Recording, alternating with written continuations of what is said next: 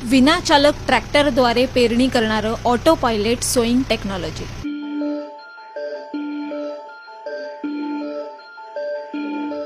Yes, या German तंत्रज्ञानाचा महाराष्ट्रात पहिल्यांदाच वापर करण्यात आलाय. अकोला जिल्ह्यात राजू वरोकार आणि त्यांच्या कुटुंबियांनी पेरणीचा हा नवा प्रयोग केलाय.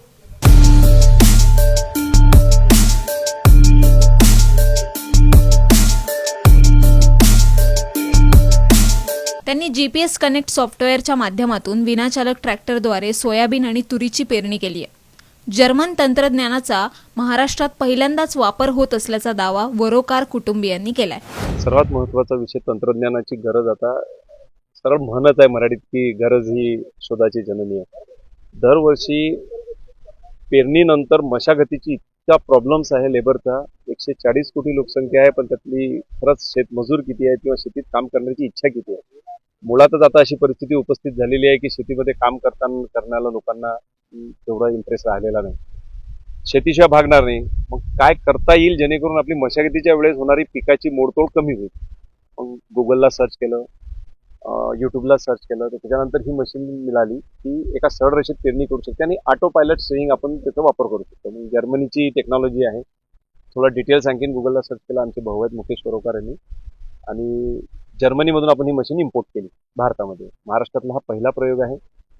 आता आम्ही प्रत्यक्ष पेरणी करतोय. कालही आम्ही जवळपास 7-8 एकर पेरणी केली. आता सुद्धा एक जवळपास आज 15 एकर पेरणी करायची आहे. एका सरळ रेषेत पेरणी होते. माणसाचे श्रम वाचतात.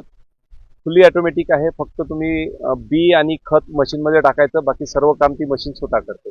त्यामुळे हा खूप ॲडव्हान्स प्रोजेक्ट आहे. सर्व शेतकऱ्यांनी करावा, ज्यांनी शक्य आहे त्यांनी, असं मी तुम्हाला आवर्जून तुमच्या माध्यमातून आवाहन करेन. साधारणतः एक 4.5-5 लाख रुपयापर्यंत या मशीनला खर्च येतो. भारत सरकारने, मी विनंती करेल तुमच्या माध्यमातून की भारत सरकारने याला काही अनुदान द्यावं, जेणेकरून सामान्यातल्या सामान्य शेतकरी सुद्धा ही टेक्नॉलॉजी घेऊ शकला पाहिजे, असं मी तुमच्या माध्यमातून सरकारला आवाहन करतो.